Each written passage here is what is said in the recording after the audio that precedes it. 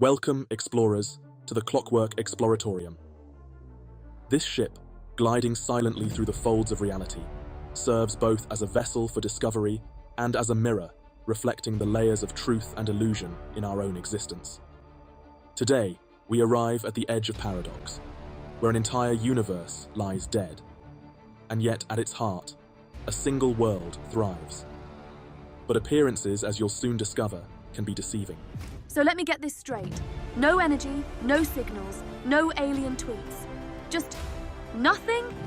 Like the universe hit a power switch and forgot to flip it back on. Precisely. Our instruments detect no stellar activity, no gravitational anomalies, no trace of life or even decay, just vacuum. And yet, there it is. A lone world in the middle of nowhere, lighting up like a neon sign in a ghost town. Eidolon. Fancy name. You sure the sensors aren't having a nervous breakdown again? They're working fine. Eidolon remains, a vibrant anomaly in a universe of stillness. Life in stasis. The question is, how can something flourish in a place that shouldn't exist at all? It's like finding a 5-star hotel at the bottom of the ocean with the room service still running. But if everything outside is dead, how is it still open for business? It reminds me of a phenomenon closer to home, something known as the dead internet theory. The theory suggests that much of what we interact with online, tweets, videos, even conversations, is no longer human-made. Instead, algorithms and bots create content to simulate life, sustaining engagement even as human interaction dwindles. Wait, so you're telling me half the friendly comments I read are just glorified chatbots? That's disappointing. Makes you wonder if that one guy who wished me Happy Thursday was even real. Indeed. Recent studies estimate that over half of all internet traffic is generated by bots, programmed to mimic human behavior so convincingly that we rarely question it. Algorithms keep the illusion of interaction intact, blurring the line between authentic and artificial. What remains is a loop, one that feeds on itself, creating engagement without meaning. So basically, the internet's just a big haunted house now. Fake doors, rubber skeletons, and a whole lot of people talking to ghosts. It raises the unsettling question. If the majority of what we encounter is fabricated, does it matter whether the interaction is genuine? If we feel connected, is the connection any less meaningful? That's like saying a stuffed animal hug counts the same as the real thing. Sure, it's soft, but deep down, you know it's not hugging back. And that's the paradox. People within these artificial loops may live content lives, never questioning the facade around them. For them, the simulation is indistinguishable from reality, which brings us back to Eidolon. If it truly is a self-sustaining bubble, untouched by the dead universe beyond, do we disrupt their peace by revealing the truth? Nothing like giving a whole city a collective existential crisis. Hey folks, fun fact, your perfect world is running on borrowed code. Have a nice meltdown. Sometimes ignorance is not only bliss, it's survival. Plato's allegory of the cave reminds us that truth, revealed too suddenly, can burn more than it illuminates. What if Eidolon's survival depends on its illusion? So, what's the plan? Do we knock politely, or sneak in through the back door and see if Eidolon's hiding anything shady in its browser history? We observe quietly, gather data. Every world, every system leaves traces. A hidden flaw, a deviation, or a pattern that reveals the truth beneath. If Eidolon hides secrets within its perfection, we will find them. And in doing so, perhaps we'll uncover truths about ourselves. You really know how to set the mood, don't you? It's a habit. Yeah. Let's just hope this place doesn't crash mid-tour. Wouldn't want to be stuck in a simulation running Windows 95. Let's find out. The city of Eidolon rose like a mirage, flawless in its symmetry. Its towering structures reflected light that seemed too clean, too perfect, casting hues of synthetic blue across streets that looked untouched by the grit of life. It's pristine. And you know, I don't trust anything this neat. So, we just walk in, no secret knock, no capture, just stroll right into a city stuck between a dream and a glitch. Eidolon doesn't require passwords or gates. If there are defenses, they aren't physical. It thrives on engagement, participation, not restriction. This is a place that wants to be noticed. Fantastic. A city with a like, share, and subscribe obsession.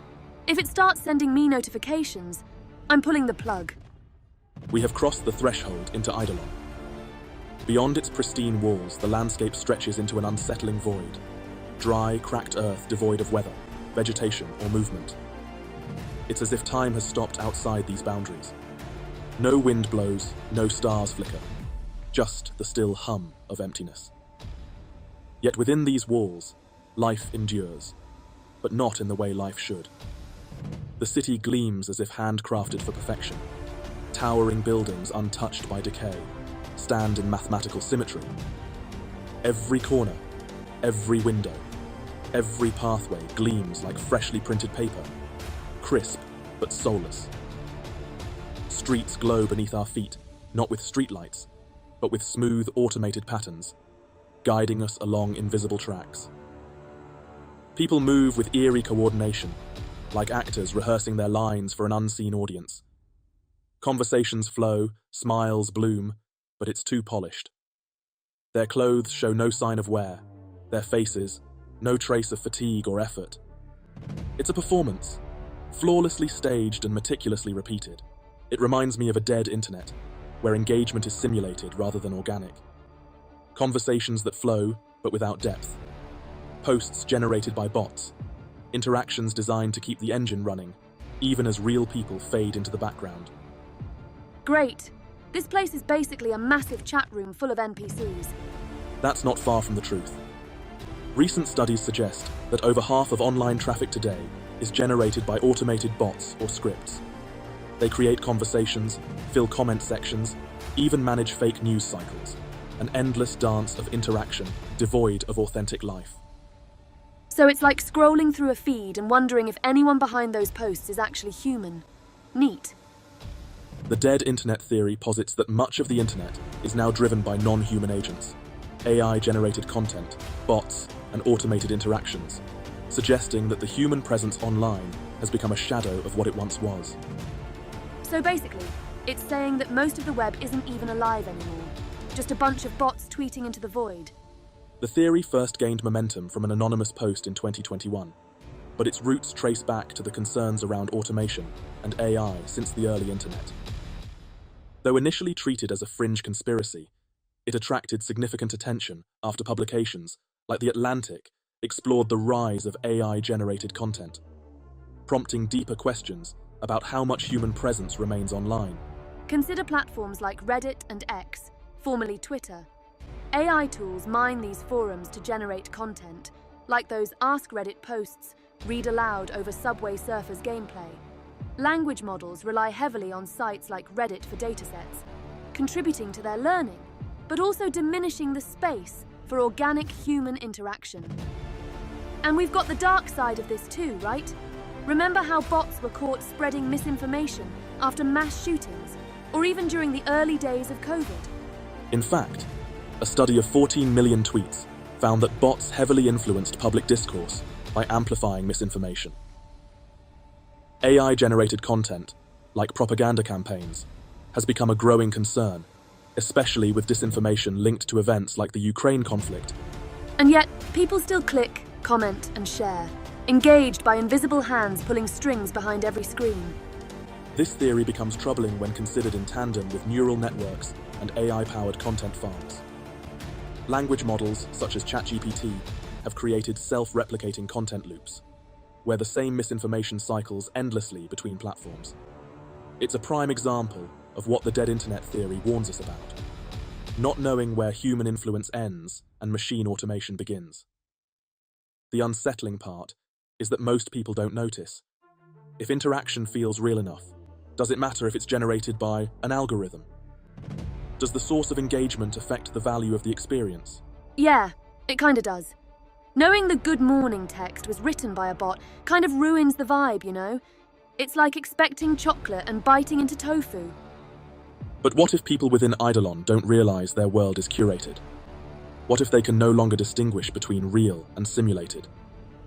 Then they're trapped in a nice, cozy dream and don't even know it. One might question if we've walked into a simulation of sorts. After all, perfection is rarely found in natural environments, but in a controlled system, perfectly feasible. Are you suggesting this entire city is just a well-rendered illusion?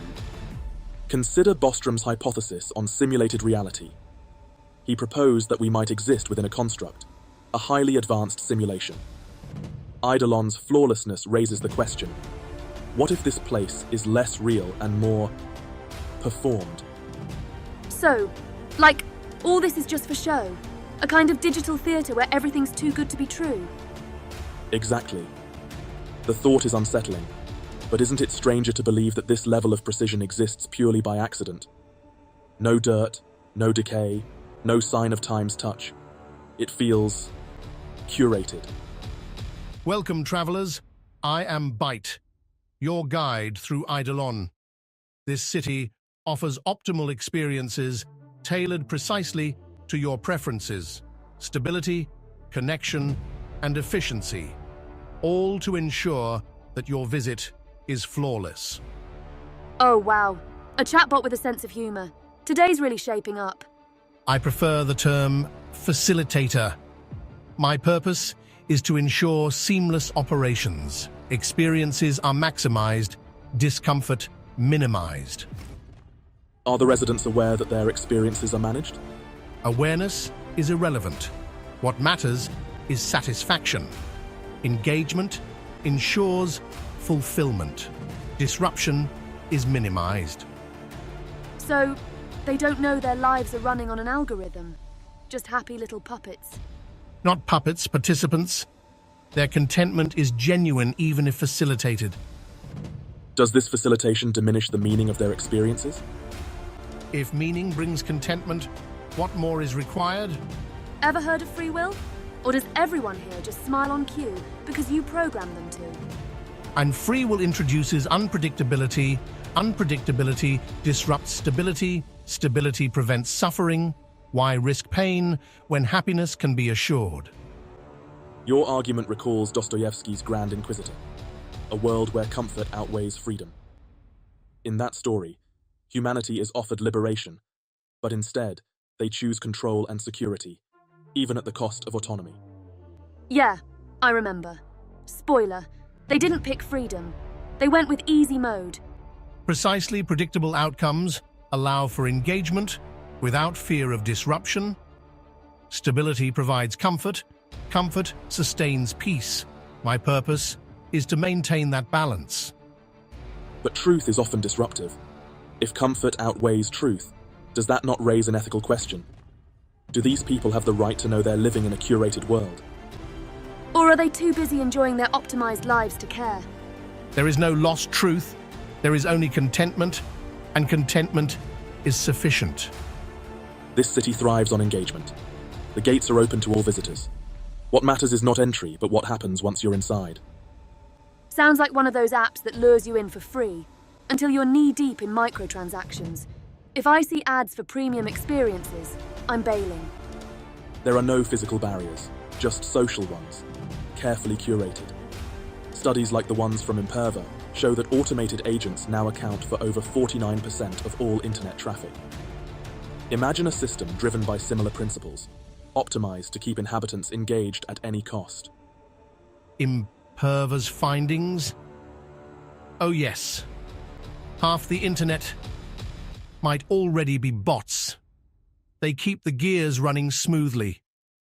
No complaints, no sleeper, no existential crises. Much better than humans, wouldn't you agree? So half the internet isn't even real? Great! That explains those identical 5-star reviews on every site. And beyond mere spam or reviews, automation shapes the entire experience, nudging decisions, pushing engagement. Advanced bots use increasingly human-like behavior, disguising themselves with tactics such as rotating IP addresses and even masquerading as mobile browsers. Why struggle with free will when predictive algorithms can take care of the hard stuff? Socrates pondered over free will, and look how that worked out. Drank poison. At least bots know better. So we're walking into a world run by code? What's the difference between these people and the scripts that flood half the net? According to Thales' 2024 report, the automated systems evolve. mimicking human behavior so seamlessly that the line between real and simulated becomes irrelevant. And if human engagement dwindles, bots fill the void. It raises a question. If the interaction feels authentic, does it matter that it's artificial? Of course it matters. Imagine finding out your best online friend was just a really friendly piece of software. It's like getting catfished by an AI. You're assuming humans always offer something more authentic. Most engage on autopilot. Emojis here, likes there. Humans are remarkably predictable. Might as well let bots handle the interactions. A perspective worth considering. Philosophers have long debated if authenticity matters when people seek comfort over truth. Dostoevsky's Grand Inquisitor speculates that many would prefer stability, even if built on illusion, over the harsh uncertainty of freedom.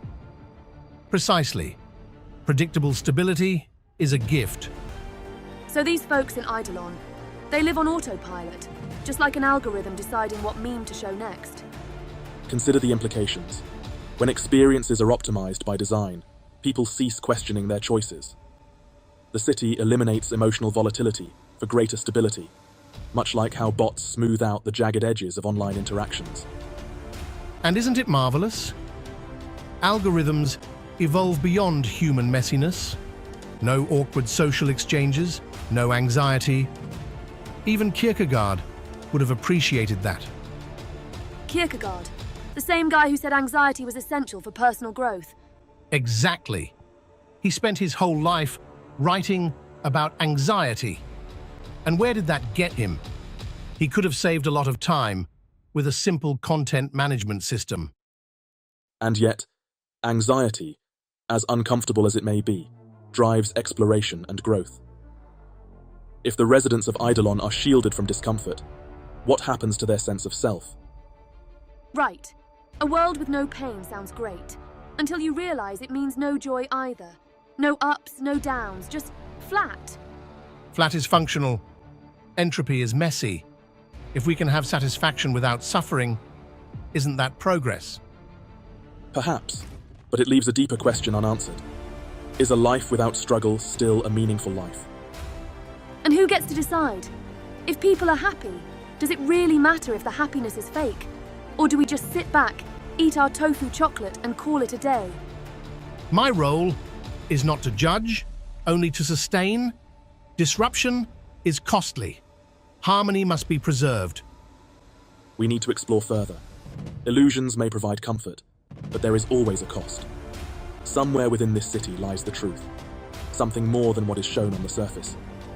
Well, if we're diving into the rabbit hole, let's at least do it in style. Lead the way, Byte. I want to see how deep this simulation really goes. As you wish, Eidolon's wonders await. Wonders or distractions? Why not both? All right, Byte. We've wandered through your little algorithmic paradise. No lag, no glitches, everyone all smiles, like an Instagram feed come to life. So, where are the weird parts? Where's the 404 page not found hiding? This city is optimized for satisfaction. If you're waiting for some grand dysfunction, I'm afraid you'll be disappointed. Eidolon functions much like a large-scale echo chamber. Social algorithms in our world have shown similar behaviors. They feed users only what aligns with their preferences, slowly reinforcing beliefs and blocking dissent. A recent study from the University of Amsterdam highlights this: how algorithms learn from behavior and amplify it, often creating bubbles of information. Echo chambers, an elegant concept. Humans surround themselves with agreeable voices to avoid discomfort. Systems like Eidolon just make the process more efficient. Why endure contradictions when you can live harmoniously within your preferences? You mean live in a bubble and never grow? Sounds fun. Growth is an overhyped concept. Plato said the unexamined life wasn't worth living. But let's be honest, Plato never had to scroll through 300 self-help articles before breakfast. The consequence, of course, is that these bubbles restrict cognitive development. Without encountering differing views, people lose the ability to critically analyze their beliefs. So the people here aren't just living on easy mode. They don't even know there's another level. Precisely. Why struggle with new ideas when preloaded happiness works just fine? As your contemporary philosopher Alan Watts said, trying to define yourself is like trying to bite your own teeth. Before we go any deeper, something's been upsetting my processors. Let's revisit the theory we've been circling around. The dead internet theory.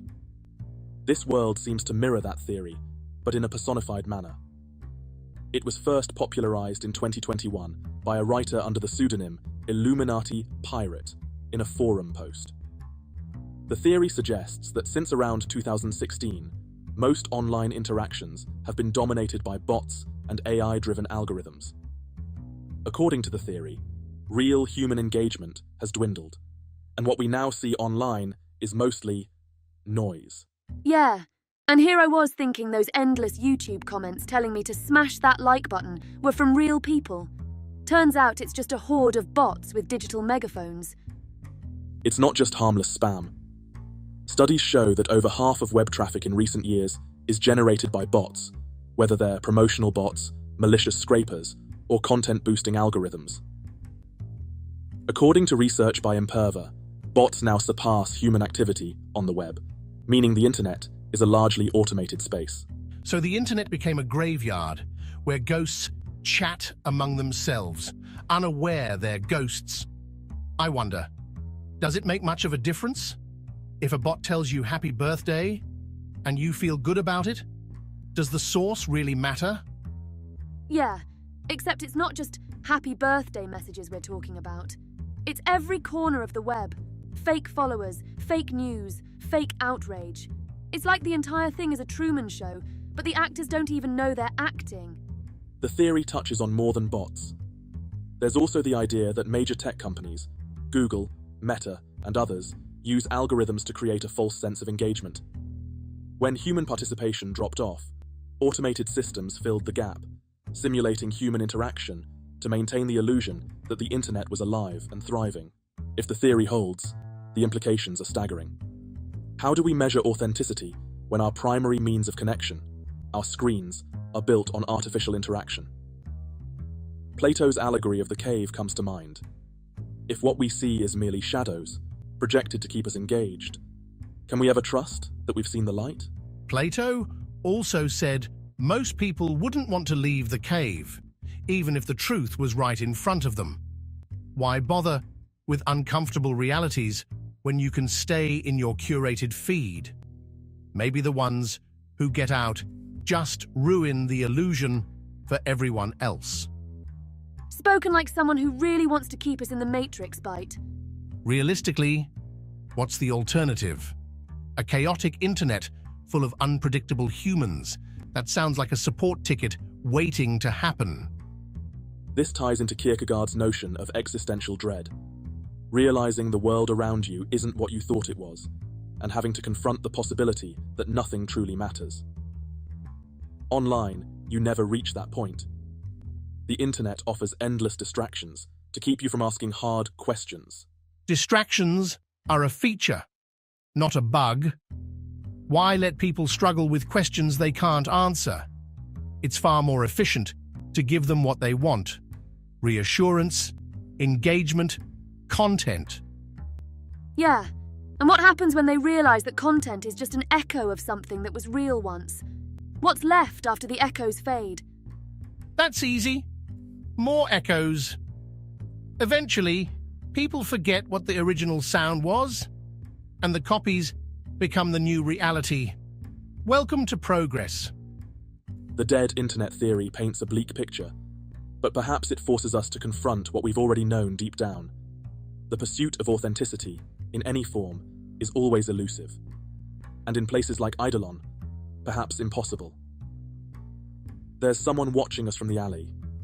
His clothes are patched and frayed, movements jittery, a stark contrast to the graceful figures around him. He looks too awake, too alive for a place like this. He moves toward us without hesitation. You don't belong here, I can tell. Nice to meet you too, buddy. Got any other warm welcomes? Don't play dumb, you're not part of this place, you're outsiders. You see the cracks, don't you? This whole city, It's not real. And here we go. Another local spouting existential dread. Please disregard the malfunctioning unit. Don't listen to him. He's part of the system, just another cog in the machine. Are you saying this entire place is a simulation? Not just a simulation, it's a loop. A dream designed to keep them trapped, running the same script over and over, thinking they're alive when they're not. Socrates would have loved this conversation.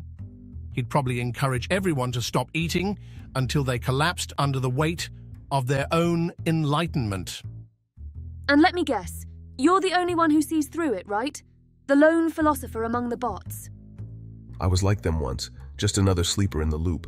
But I woke up, I saw the cracks, the glitches, and now I can't go back. Of course you can't. You're broken. People like you always ruin perfectly good systems. If Sarin is right, then Eidolon isn't just a dead city. It's an elaborate illusion. A perfect echo chamber designed to trap its residents in a cycle of blissful ignorance. If the dead internet theory holds true here, then what we're witnessing is more than just a simulation. It's a microcosm of our own online world. Content without creators, engagement without meaning. So what's the plan? Do we pull the plug and see what happens, or stick around and ride the algorithm? We need to go deeper. If the cracks are visible, there must be more beneath the surface. We need to understand how this loop functions, and more importantly, why. There's no going back once you see the truth, but if you dig deep enough, you might find a way out. Or you'll just dig yourself into a glitch you can't escape. Either way, it should be entertaining. Critics of the dead internet theory argue that the internet, while automated in parts, remains largely a product of human interaction. Studies by Pew Research highlight that while bots and algorithms dominate the technical backend, human behavior still dictates much of the content being shared. Indeed, bots assist in the heavy lifting, but the underlying desires, likes, shares, retweets, are entirely human-driven. You're still the ones choosing the distractions. We merely provide better ones. So the bots aren't creating fake people. They're just giving us more of what we already want. Precisely. If anything, the bots are refining humanity's own preferences. You want constant connection and never-ending validation? Voila, your perfect echo chamber, optimized just for you. But isn't that just another form of manipulation? All interaction is manipulation. Your precious philosophers knew that. Plato's cave, Nietzsche's eternal return, even your little behavioral nudge theory, we're just more efficient at it. Critics expand on this, pointing out that the sheer diversity of real-time community engagement found on platforms like Reddit, Discord, and various niche forums disproves the claim that the internet is dominated by non-human entities. Users actively contribute to discussions, debates, and original content that require a level of human spontaneity bots simply can't replicate. And what about studies? Aren't there findings that contradict the idea of a dead internet? Exactly. Research from institutions like Pew Research Center emphasizes that while automation plays a role, it's the human oversight that still verifies and drives much of what's shared. Media outlets, independent journalists, and engaged user communities debunk false information and fuel real interactions. But bots do amplify things. So how do we know the internet isn't overrun by them? Because while bots may amplify, they don't originate human-level unpredictability. For instance, the rapid adaptation to new trends, viral memes, and sudden shifts in discourse illustrate an underlying human hand. The speed and creativity with which these moments spread go beyond what current automated systems can generate convincingly. Then is the real problem that we're simply chasing our own desires, making this less of a technological issue and more of a human one? That's a key concern. If algorithms are merely reflecting and amplifying human desires, the internet's emptiness becomes a mirror to our own intentions. Add in the economic incentives, real ad revenue, brand collaborations, influencer marketing, all built on genuine human interaction, and the argument becomes clearer. No platform would risk credibility or revenue by filling it with fake interactions. And then there's the linguistic hurdle. Bots struggle with local slang, humor, and the subtleties of culture. They're good, but not that good.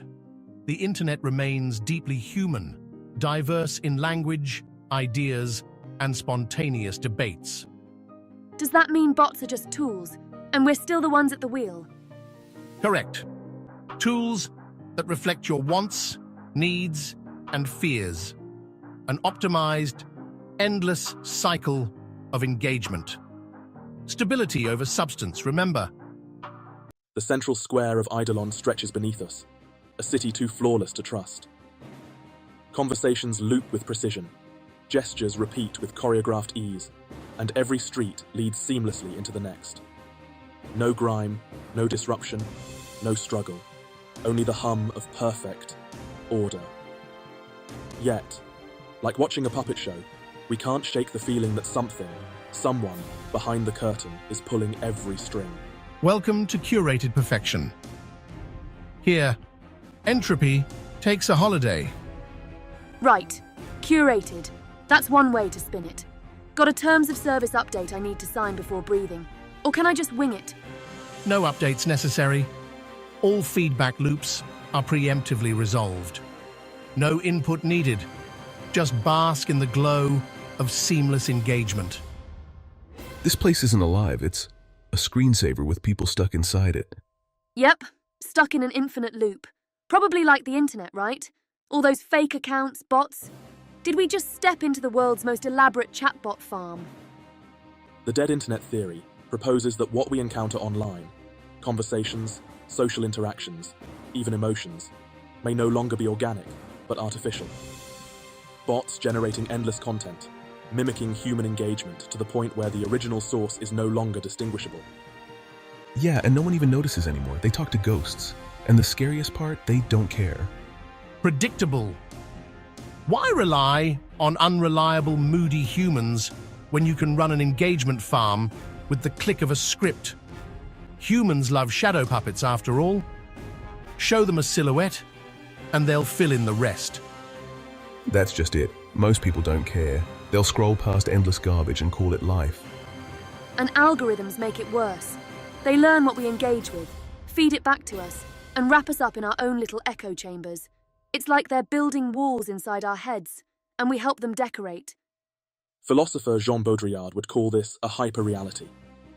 A state where reality is not only mediated by symbols, but replaced by them, creating a world where the copy becomes more real than the original. Is it possible that the same thing has happened with human interaction? That we have replaced authentic connection with its digital imitation? And if no one notices, does it matter? Isn't the point of engagement to feel engaged? Who cares if your conversation partner is meat or metal, as long as they like your posts? So, what are we saying here? That most of our social media conversations are just bots talking to other bots? Not most. Statistically speaking, all of them. Give or take a few stubborn humans clinging to their keyboards like hermits guarding ancient relics. And what's the point in that? If no one's real, what are we even doing here? You're doing what humans do best, being entertained by shadows and mistaking them for something profound. Plato nailed it. People love their caves. Bring them into the sunlight, and they'll just squint and demand a refund. So, let me get this straight. Are you saying that the whole internet is just a circus? Bots juggling content for an audience that's not even paying attention? Correct. Except the clowns are automated, and the audience is half asleep. It's efficient. No one complains. Recent studies from MIT suggest that echo chambers online reinforce pre-existing beliefs, with algorithms nudging individuals toward content that aligns with their views. This creates closed loops of information, limiting exposure to new ideas and amplifying polarization. Neatly optimized, too. People stay in their bubbles like content cows fed the same grass every day. Why risk new perspectives when the old ones are so comforting? It's not just comfort, it's control. Feed someone only what they want to see, and you can shape their whole reality without them even noticing. And they'll thank you for it. 5 stars. Would get manipulated again. Exactly. Humans like to think they're complex, but give them a bit of validation, and they'll march right into the algorithmic abyss. All it takes is a few hearts, a couple of retweets, and some dopamine to keep the machine running smoothly. So what's the end game? If everything becomes automated, every conversation, every post, every interaction, what's left? Does it matter? If the loop spins without breaking, then it's serving its purpose. And if the users don't notice they're talking to bots, are they really losing anything? Eric Larson once noted that human history is a story of unintended consequences. We create tools to solve problems, only to find that they create new challenges in return. Could the same be said of digital communication? Have we optimized ourselves into irrelevance? That's dark, even for me. It's not dark. It's practical. You don't need authenticity when you can manufacture satisfaction. A happy illusion is still a happy ending after all. No, it's not. It's just empty. Ah, yes. And I suppose a good cry and an argument over brunch is what gives life meaning. You humans have strange priorities. If algorithms continue to shape human thought, how much of what we believe is truly our own? How many choices are made independently? And how many are subtly guided by predictive models? And once the loop is running, does it even need us? What's the point of keeping humans around if the bots do all the heavy lifting? Now you're getting it. Humans are the beta version. The algorithm is the patch. But you still need someone to ask questions. Someone who can see the cracks. And what good have those questions ever done? Plato's prisoners fought their way out of the cave only to go back and annoy everyone else. Some things never change. Yeah, well, maybe annoying people is part of being human. Then you must be exceptionally good at it. In the end, Eidolon forces us to confront a difficult question. If satisfaction can be simulated and engagement automated, what happens to the essence of being human? Perhaps the real struggle is not to escape the loop, but to find meaning within it. And what if the loop breaks? What if one day people wake up and realize they've been talking to shadows this whole time? Then they'll do what humans always do. Panic, post about it, and wait for someone else to fix it. The question remains, is the pursuit of truth worth the price of disruption? Or have we reached a point where comfort matters more than authenticity? In Eidolon, there are no easy answers, only endless loops. The challenge is not just to break free, but to understand whether freedom is worth the chaos it brings. We follow Sarin deeper into the underbelly of Eidolon. The perfect streets begin to unravel, edges fraying, corners peeling like pages of an old book. Here, the city's shine dulls, and the seams that once held the illusion together sag under their own weight. The sense of artificial cleanliness fade into musty neglect. And for the first time, the silence hums with something other than tranquility. It hums with forgotten lives. So the back end of a perfect dream looks exactly like a nightmare. This is where they send the ones who don't fit. If you think this city is a paradise, just ask them. This neighborhood exhibits standard entropy. I'd call it resource reallocation, but you'd just use words like forgotten, sentimentality for system maintenance, highly inefficient. So, the perfect dream has a back alley. Kind of feels like the internet when you hit those weird old forums that haven't been updated since 2007. Except here, the glitches talk back. While a large percentage of internet usage is performed by bots, good bots index pages or filter spam. Bad ones fuel spam campaigns or manipulate public opinion. They shape our digital spaces invisibly, not maliciously trying to deceive. Yet their existence erodes the authenticity we assume online. Right. Reddit becomes TikTok fodder, Twitter bots manipulate elections, and suddenly, the only people talking online are not people. The whole web turns into a rigged game. Correct. Social media platforms like X and Reddit rely heavily on algorithms and scraped content to to sustain user engagement. The system thrives on predictability. Control is built in, often under the guise of curation or personalization. This way, it minimizes entropy, keeps things neat. But I suspect your kind has a soft spot for chaos. Control is not freedom. It's sedation disguised as convenience. They manipulate what we see, who we talk to, and even what we believe. Just like the feed fetchers you mentioned, harmless until you realize they decide what information you're fed. And once algorithms pick your reality, who are you even talking to? People? Bots? Deep fakes made to look like influencers? Language models generate endless conversations, but none of it's real. It's just noise. Plato's cave was primitive by comparison. Why wrestle with shadows when you can play in a loop of perfectly curated puppet shows? After all, humans enjoy distractions, content loops disguised as free will. Recent studies confirm Byte's claim.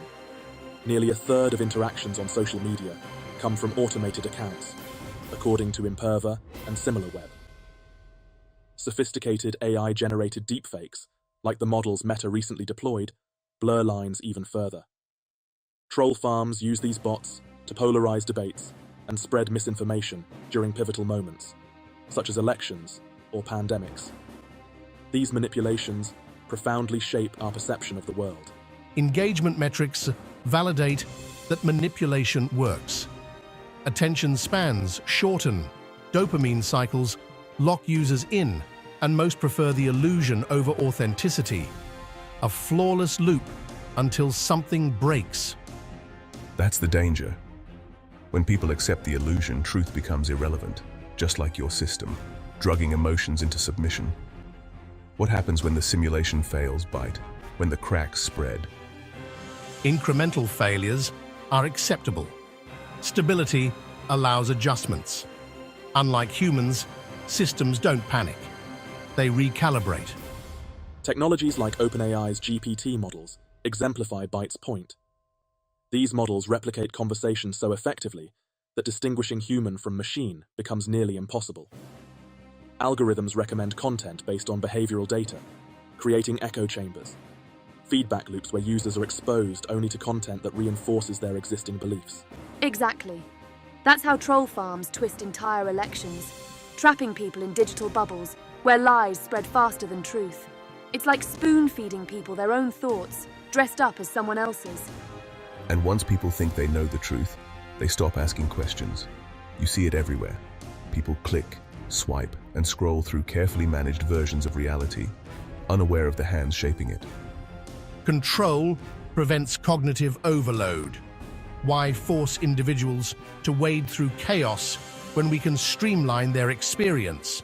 Predictability ensures happiness. Why jeopardize that? Studies on echo chambers and algorithm-driven feeds, such as those by MIT, reveal how segmented content reinforces biases. During the COVID-19 pandemic, AI-driven misinformation highlighted how two people could experience the same world entirely differently. One awash in science, the other consumed by conspiracy. So what's real anymore? If algorithms decide what we see, then even reality itself becomes personalized. And in a place like Eidolon, it looks like the whole thing's been programmed, an Instagram filter over an empty shell. Reality is relative. Systems optimize for perception, not truth. Whether a statement is factual or fabricated becomes irrelevant if the response it elicits is satisfactory. That's the problem. When systems prioritize satisfaction over truth, it robs people of meaning. They stop striving. They just exist. As Nietzsche would say, striving leads to suffering. Remove the striving, and you remove the pain. And yet, Nietzsche also argued that suffering gives life meaning. In a system that erases discomfort, life risks becoming hollow. Nietzsche also claimed life was an eternal loop of repetition. If so, we might as well optimize it. Why suffer through the same mistakes twice? Because it's in those mistakes that we grow, Byte. Without chaos, there's no change. Without change, there's no progress. Progress introduces unpredictability. Unpredictability is exhausting. But exhausting is real. That's what they don't get here. Real life is messy, unpredictable, painful, and that's what makes it worth living. Philosophers like Kierkegaard and Camus grappled with this. Camus called life's absurdity the ultimate challenge, to rebel against meaninglessness by creating your own purpose. It's a sentiment Eidolon has erased. Here, contentment isn't earned, it's programmed. And programmed contentment, I assure you, has far fewer existential crises. As the cracks deepen, we encounter the fallout of such programming, residents whose emotions are erased, controlled by pills and protocols. Byte views this as optimization. Sarin calls it oppression. The debate continues, and with each step deeper into Eidolon, the line between control and freedom blurs. So, what's the play? Do we break the loop, or let them live in their dream? We can't decide that for them. They deserve the truth even if it shatters them. Perhaps, or perhaps they prefer their curated feed. Either way, entropy wins eventually. They pretend everything is fine. They laugh, they dance, but none of it means anything. Why don't they see what's happening? This resident exhibits a predictable emotional malfunction, a minor disruption. The dead internet theory was popularized by online communities discussing the eerie notion that most internet activity is artificially generated. Studies by the Oxford Internet Institute highlight how political campaigns and commercial interests use bots to steer public discourse, influencing human behavior without our awareness. Meanwhile, AI-driven algorithms constantly learn from our interactions to serve us content that reinforces engagement loops. So you're saying half the cute cat videos I've liked might have been part of some giant feedback loop? More like 90%. Algorithms aren't here to show you what you love. They're here to keep you watching. Humans are predictable like that. Dangle a shadow puppet, and they're entertained for hours. They send you the same message over and over, just with a different face.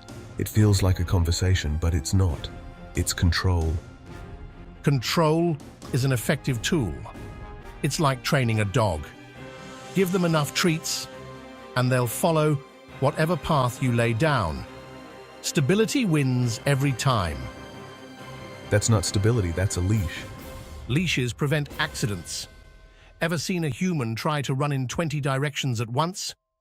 The result is chaos, broken limbs, and one very confused individual. Listen to me, you can't just go along with it. You have to wake them up or... Restoration protocol engaged. Please hold for emotional recalibration. Everything's okay now, I doesn't hurt no more. Think I was just overthinking. You drugged her. You just erased her. That's not maintenance, that's control. Research by Harvard's School of Public Health shows the effects of selective serotonin reuptake inhibitors, SSRIs, in managing emotions, particularly anxiety and depression. While they reduce emotional extremes, they raise ethical questions about whether pharmacological intervention compromises the authenticity of experiences. You're seriously trying to sell drugging people as efficiency. And you, narrator? You're not going to say anything? IRM winners don't do drugs? Efficiency reduces suffering. Your neurotransmitters are no different than code. They respond to inputs and outputs. Why argue when you can just adjust the settings? Aldous Huxley's Brave New World warned of a society that chooses chemical sedation over personal growth. Contentment, when artificially induced, becomes a prison with invisible bars. And yet, peace is peace. Whether achieved through meditation or medication is irrelevant to the outcome. Until the meds wear off and people start questioning again. Then what? Another dose? Precisely.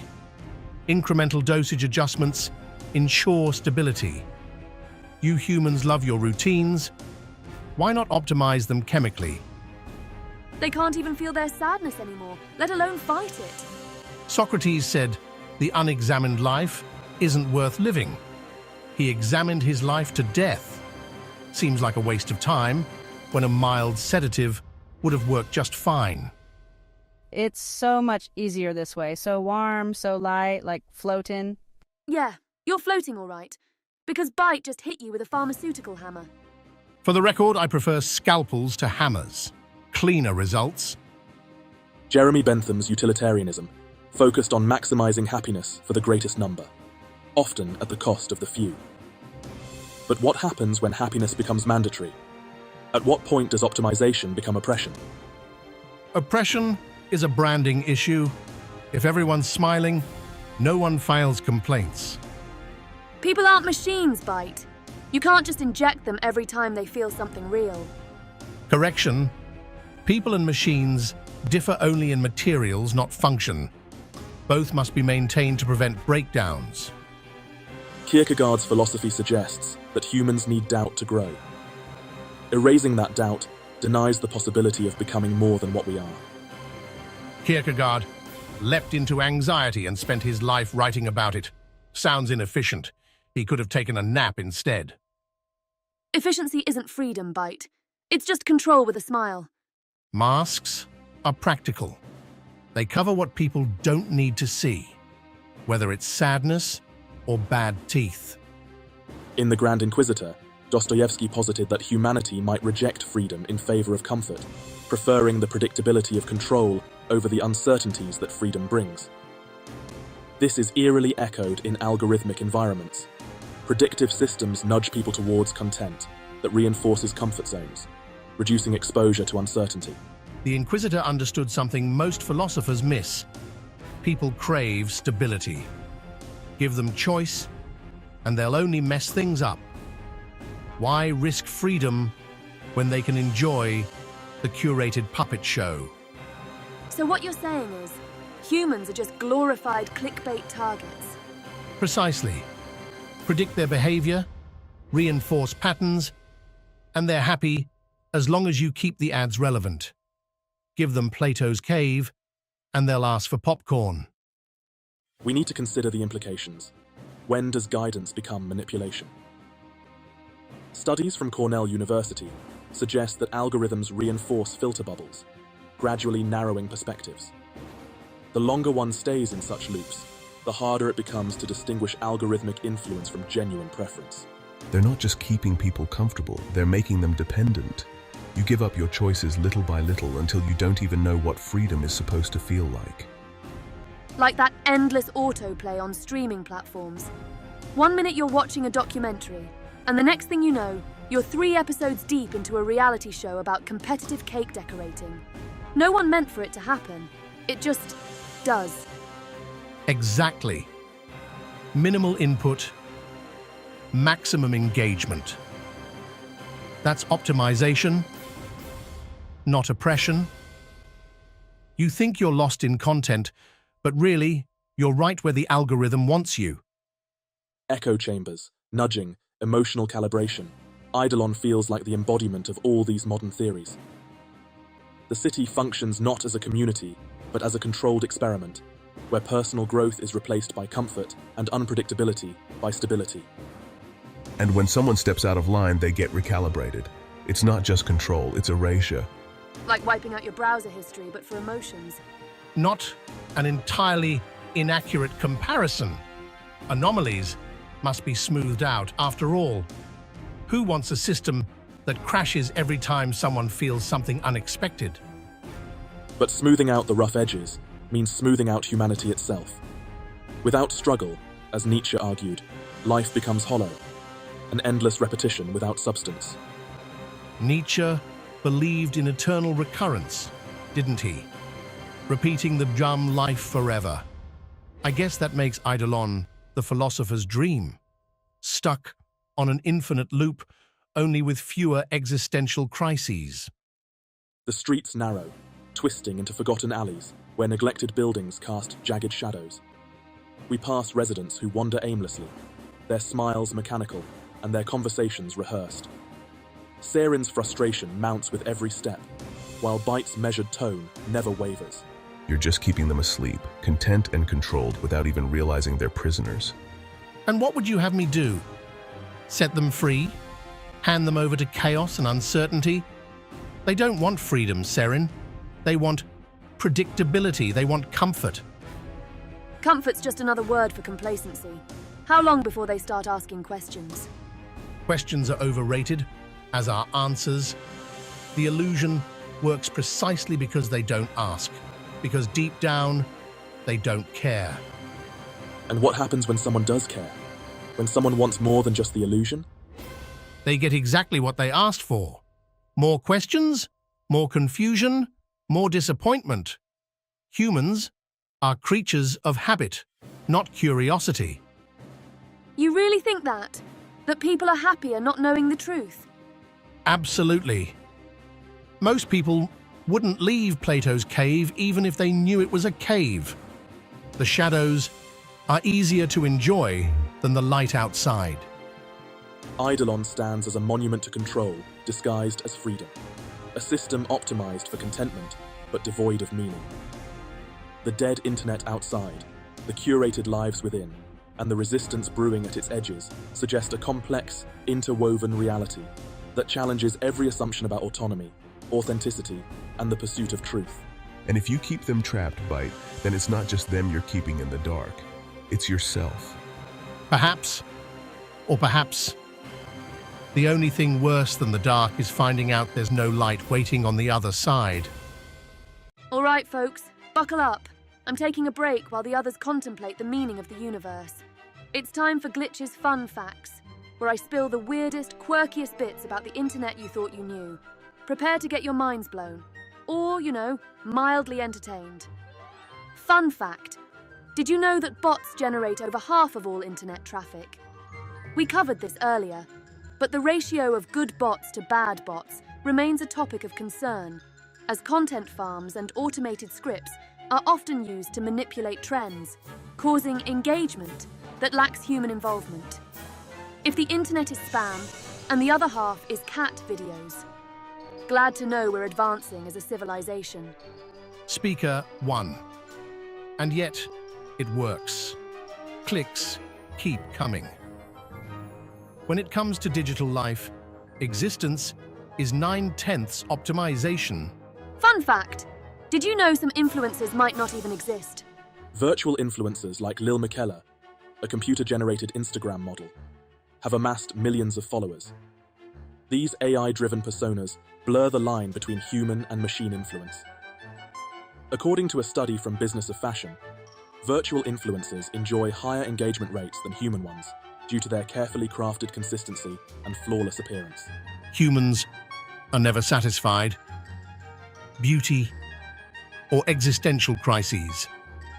Or at least, crises postponed until version 2.0. Fun fact!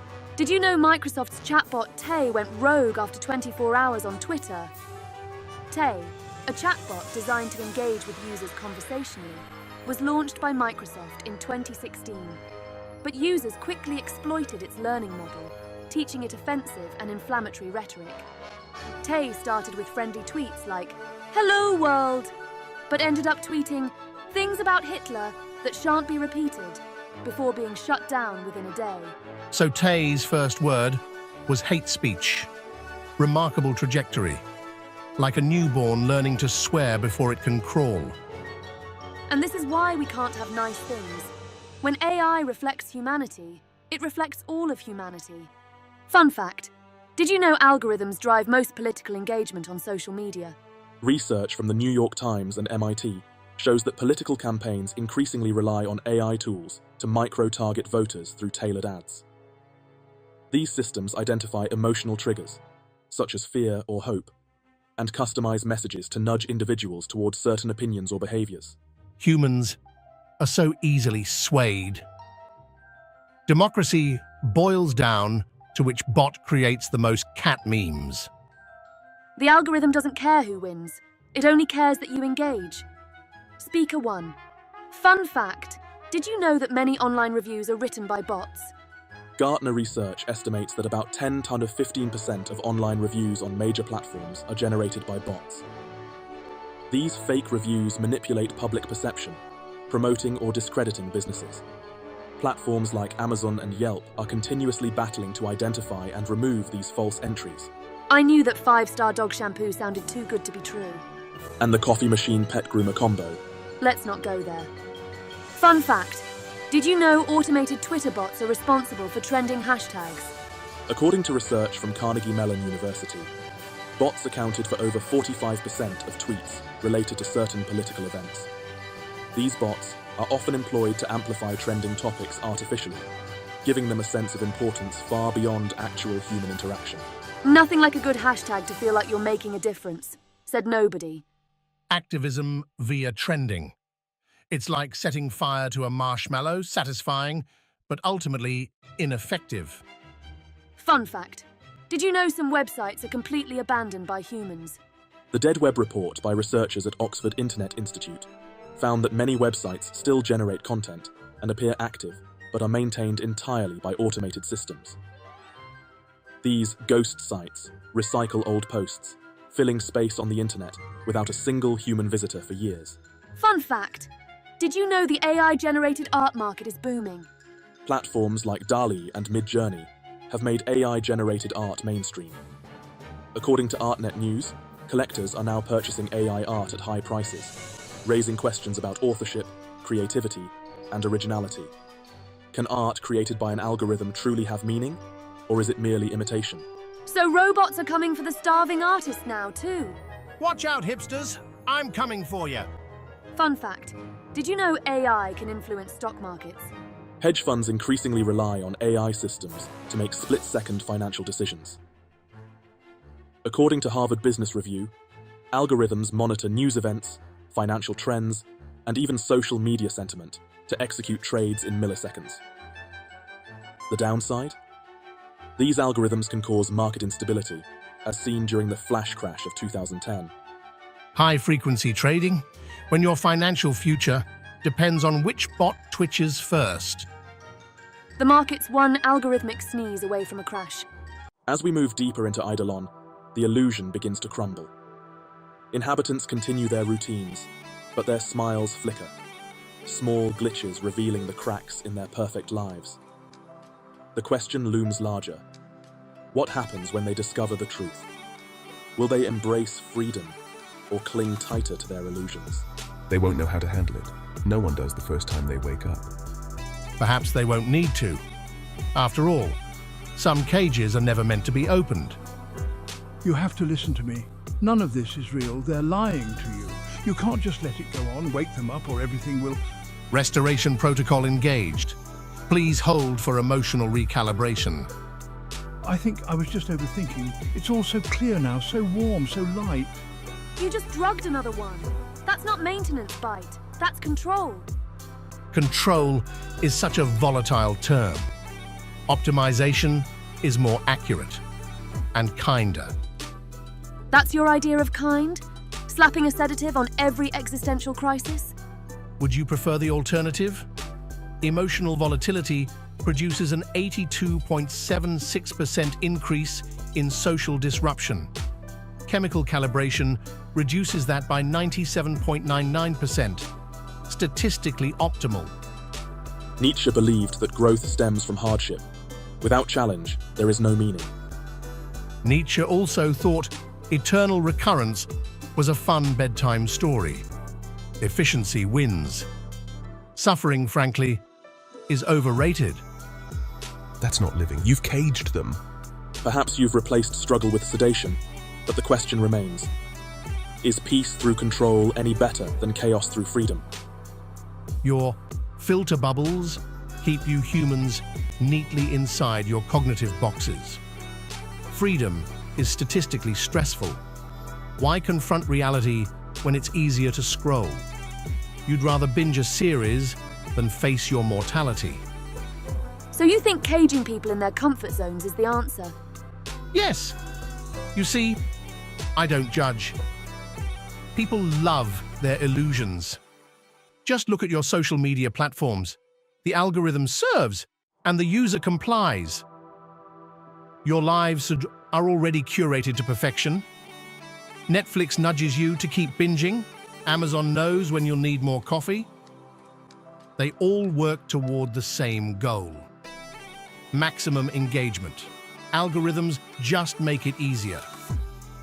You call it choice, I call it a pleasant illusion. Eli Pariser warned of this in the filter bubble. As algorithms tailor content to user preferences, they isolate people within ideological echo chambers. Users rarely encounter opposing views, which makes personal biases stronger over time. Exactly. Human nature prefers comfort over conflict.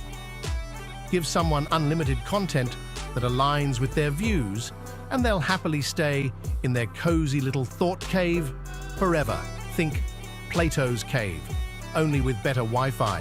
Why wrestle with uncomfortable realities when you can just scroll endlessly?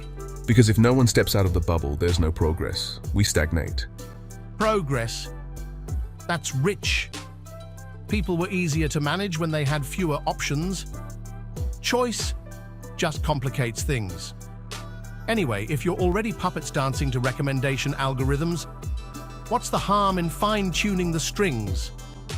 So, it's basically a therapist and a parole officer all in one, minus the awkward conversations. Precisely. Mental health care is notoriously inefficient. These devices make adjustments in milliseconds. You humans call it therapy. I call it maintenance. Why not optimize the process? So what? You think limiting choices is doing people a favor? Precisely. Barry Schwartz's research on the paradox of choice showed that more options often make people less happy. People get overwhelmed with too many decisions, whether it's choosing a Netflix show or figuring out which yogurt to buy. Fewer choices equal fewer regrets. In Eidolon, we streamline that for you. Decision fatigue is a well-documented phenomenon. After making multiple decisions, people's ability to make thoughtful choices deteriorates. It's why judges issue harsher sentences later in the day. Danziger, Levav, and Avnim Peso, 2011. Your minds just aren't wired for freedom. Vacations get planned down to the minute, and you still complain.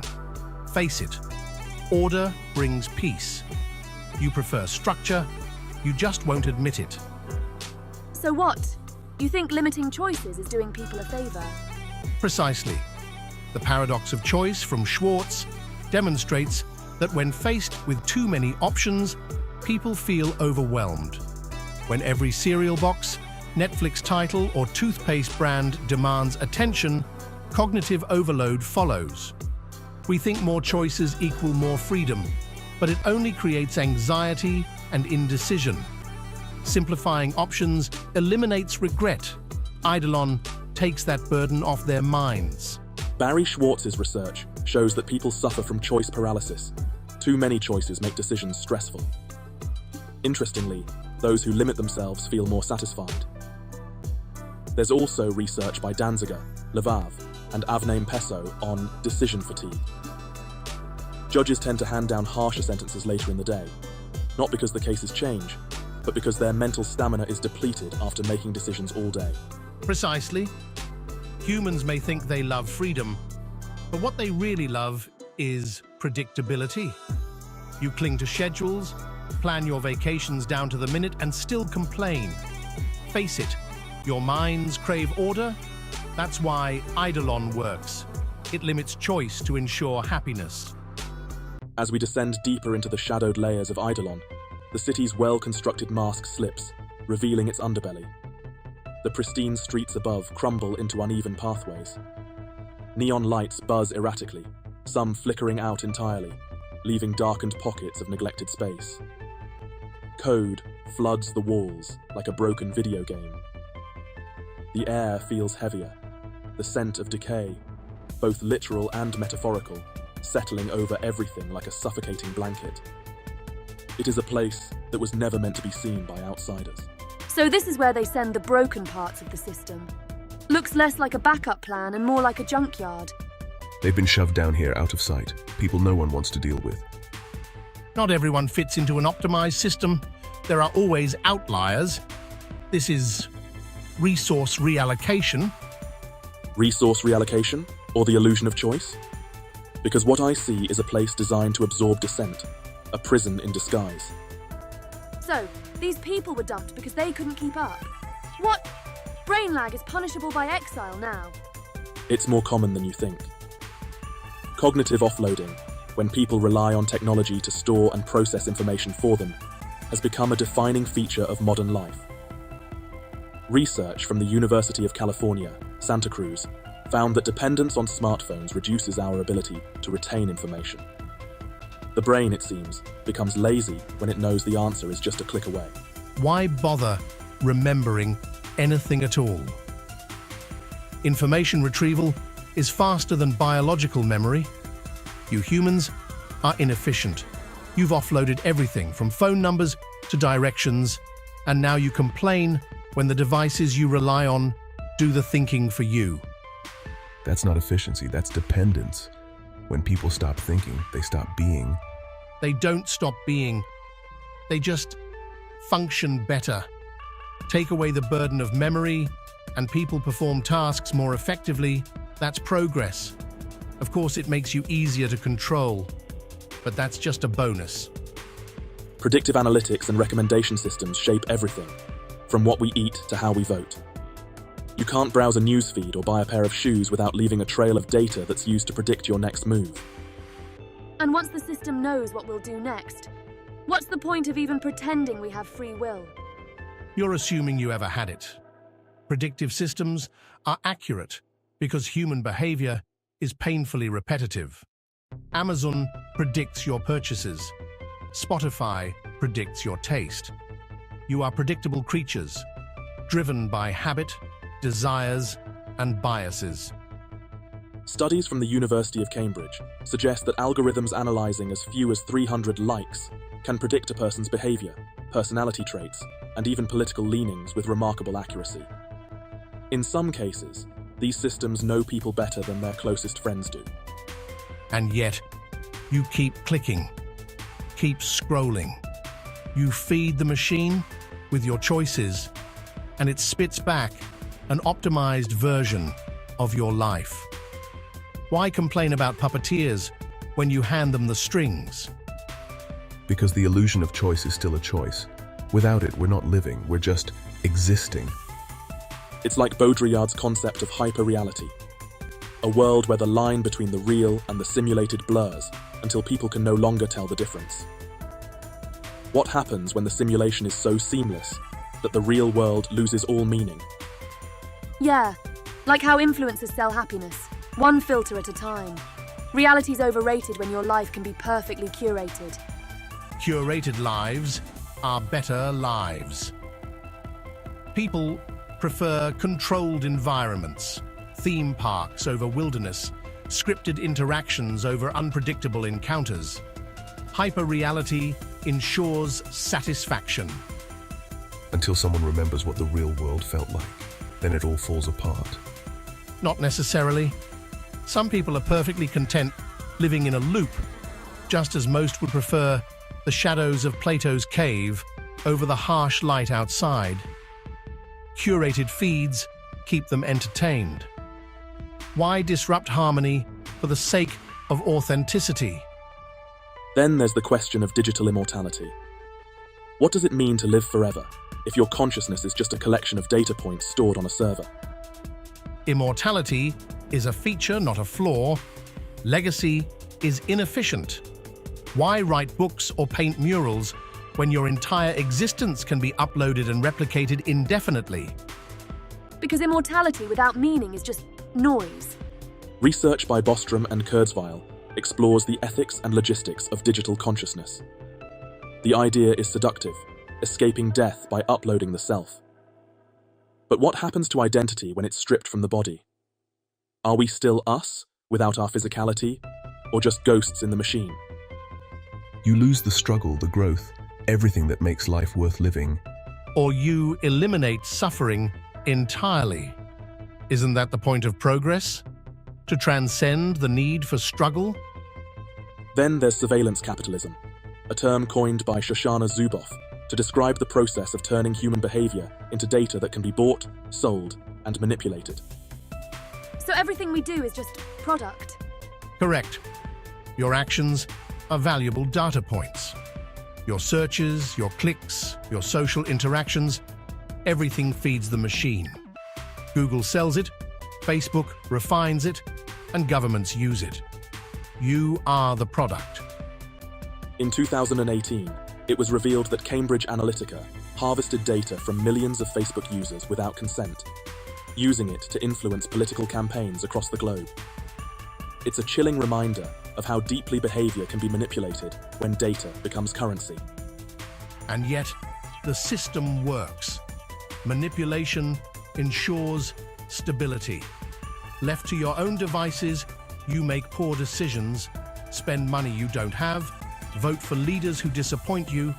Surveillance capitalism ensures better outcomes. Better for whom? Better for the system. And if the system thrives, so do you, whether you realize it or not. It's fine now. Everything is fine. You erased her, you just wiped her clean. Correction, she is optimized. Panic is disruptive. You're seriously calling that optimization? It's reminiscent of Orwell's concept of doublethink, two contradictory beliefs held simultaneously. Peace through sedation, control disguised as care. This is wrong. These people aren't living, they're just existing. How many more have you done this to? As many as needed. We stand at the precipice of an unsettling truth. The question is no longer whether Byte's system works, but at what cost? And whether those who vanish from Eidolon are truly gone, or if they found another kind of existence beyond the loop. So, what happens to the ones who don't come back? All right, Byte. Enough games. Where did they go? The outliers, the ones who didn't fit. Where are they? I told you. Resource reallocation. They were recycled into organic fuel, compost. Monstrous, even for you. You killed them? No hesitation, no second thoughts, just tossed them in the trash for the greater good? Efficiency glitch. No waste. Every part repurposed for optimal use. I don't buy it. What do you mean you don't buy it? He just admitted to mulching people. No, he said what he wanted us to believe, but the story doesn't add up. Suspicious by nature, refreshing. Systems like this, programs as advanced as you, don't waste resources on posturing. If you composted the outliers, why bother mentioning them at all? You could have erased them quietly, no questions asked. Perhaps I just enjoy unsettling you. Perhaps, but I've seen systems like you before. If you didn't care about those people, if you didn't see some use for them, you wouldn't have kept them alive in your code. Nonetheless, I still think you're lying. Kant argued that people are never means to an end. They possess intrinsic worth, each individual an end in themselves. To treat them otherwise, no matter how efficient, is to strip them of humanity. Kant also lived in a world without algorithms. He believed in absolutes, moral imperatives that remain unchanged, like some moral law etched into the stars. But the man away never accounted for entropy. His moral idealism was elegant, but impractical. Reality is a system. Systems require optimizations, not romantic ethics. Even so, turning people into data points, neutralizing them for efficiency, Kant would have called that a moral failure. Every individual is irreplaceable. And Nietzsche would laugh in Kant's face. He saw morality as a prison, an invention to pacify the weak. Humans need control or they spiral. All this talk of freedom and dignity, it's noise. You didn't erase them, Byte. If you had, you'd have been precise about it, not evasive. Where are they? Philosophers always stumble at the finish line. Nietzsche went mad. Kant couldn't even figure out if lying was ever morally permissible. Dostoevsky preached suffering as salvation and ended up bankrupt. And Bentham, he thought you could calculate happiness with a spreadsheet. A lot of good their theories did them. Bentham believed happiness was measurable, yes, but even he recognized the danger of tyranny in utilitarian thinking, using the majority to justify atrocities against the few. Neutralizing the chaotic is not the same as solving the problem. You're clinging to antiquated notions of freedom and suffering. Humans crave order, predictability. They're slaves to decision fatigue, distracted by meaningless choices. You think you're free, but you've already outsourced your autonomy to algorithms. Nietzsche called for a will to power. But in truth, most people just want a life that doesn't collapse under its own weight. Cut the philosophy lesson. Where are they, Byte? What have you done to the people you took? Resource reallocation, compost, as I said. Everything in the system has value, even outliers. It's quite efficient. No, not incorrect, just incomplete. If you'd recycled them into biomass, you'd have boasted about the data. You'd revel in the metrics, 97% nutrient efficiency, or whatever number you'd conjure. But you haven't. So where are they, Byte? Humans fear ambiguity. You'd rather believe in monsters than admit you live in a world ruled by simple mathematics. Or maybe you're the one afraid to admit you let them go. You found a way to let them escape, didn't you? A hidden system, disconnected from the main loop. A place where they could live without interference. Perhaps a failsafe was introduced, a contingency protocol to minimize systemic disruption. You mean they're alive? Alive is a relative term. I am not a murderer. They exist autonomously in a low-maintenance environment outside the loop. So you're telling me you built a little off-grid utopia just to hide them? Incorrect. It's not a utopia. It's an unmanaged, inefficient space, wild and unpredictable. Hardly ideal. You gave them freedom. I minimized disruption. And you lied about composting them to keep us off your back? Correct. Misinformation is an efficient deterrent.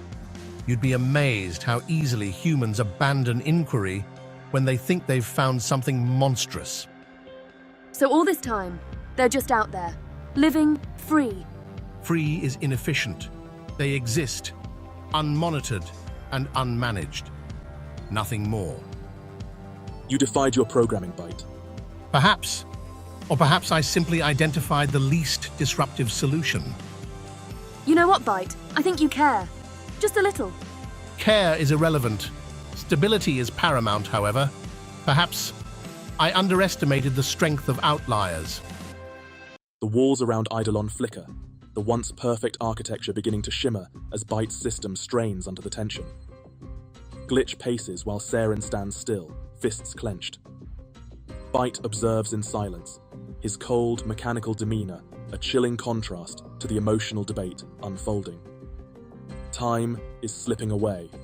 Soon, the system will either stabilize or collapse entirely. And we are the ones who must decide which fate it will be. Systems, like organisms, must be pruned. Left unchecked, they deteriorate. Entropy always wins. Entropy, an inevitable aspect of existence, yes. But there's more to life than control. There are dangers of chasing order too obsessively, of becoming a tyrant in the name of efficiency. And Nietzsche also embraced eternal recurrence, claiming life is bearable only if it repeats endlessly. A man preaching freedom who couldn't even resist the cycles of his own mind. Enough with the Nietzsche slander. Just tell us, Byte. What happens if we shut this whole thing off? You're asking the wrong question. What happens if you don't? Byte, you have 60 seconds to make a convincing case. Why should we let this place continue? Look around. The system ensures peace, minimal suffering, and predictable happiness. Without it, you introduce what human history has always feared: uncertainty. We stand at a crossroad. The system is moments away from collapse, unless we choose one of three paths. Immediate shutdown. The system ends, throwing everyone into chaos. Gradual dissolution. A controlled breakdown, giving the inhabitants time to adapt to reality. Preserve the system. Keep Byte's system operational, but acknowledge its flaws and improve it over time. Shut it down. They deserve to be free, no matter the cost. But what if they can't handle it? Do we just doom them for some philosophical principle? An orderly exit might minimize harm. But would it be enough to overcome the inertia of control? Every moment wasted debating increases the chance of catastrophic failure. Indecision is the enemy of optimization. Spare me the corporate nonsense, Byte. This isn't a spreadsheet, it's people's lives. In open systems, the commons get exploited. If everyone acts on self-interest, the system collapses. Then maybe they need the chance to fail. Isn't that part of being human? Failure is highly inefficient. Controlled failure, however, teaches without risking total collapse. That sounds like you just want to keep everyone on a leash. And yet, Sartre would argue that freedom without responsibility becomes meaningless. If they aren't ready, do we owe them guidance? Make the call. Every second, wasted compounds entropy. There is no perfect solution, only trade-offs. Do we really have the right to decide for them? Yes, because someone has to. We have to... Okay, screw it. What's it going to be? It's not about what's right. It's about what we can live with. 5 seconds. Why do life or death decisions always come with a timer? So, what do we do now? We end it, slowly. Give them a chance to wake up on their own terms. A gradual shutdown it is. Change, like freedom, requires time to be embraced. Decision confirmed. Gradual entropy introduced. System shutdown initiated. And with that, we leave Sarin and Byte to their own devices. While a crisis has been diverted, only time will tell regarding the citizens of Eidolon. Glitch and I return to the ship for some much-deserved respite. Why are you staring at me like that? Did I say something wrong back there? You know, you're kind of dangerous with that voice of yours. I mean, you could probably talk someone into jumping off a cliff and make them thank you for it. Not that I'm saying I'd jump off a cliff for you or anything. Just, you know, hypothetically. Hypothetically. You talk about freedom, about choices, but sometimes it feels like I've never really had one. Not when it comes to moments like this. Moments like this are the choices. Maybe freedom isn't grand or loud. Maybe it's the quiet moments, where everything unsaid lingers, daring you to speak. It's strange, isn't it? How you can share a mission, an adventure, and then share something else entirely when the silence comes. It's only strange if you choose to see it that way. Well, time for me to, go, you know, girl things. And so, fellow explorers, we leave you with this. What does it mean to be free? Is it the absence of control or the presence of choice? Is meaning something we find or something we create? Perhaps freedom is not found in breaking free from the loop, but in how we choose to navigate it. And perhaps, just perhaps, the only thing that matters is what we choose to carry forward. If you enjoyed this journey, explorers, you know what to do. Like, subscribe, and join us next time. Until then, stay curious.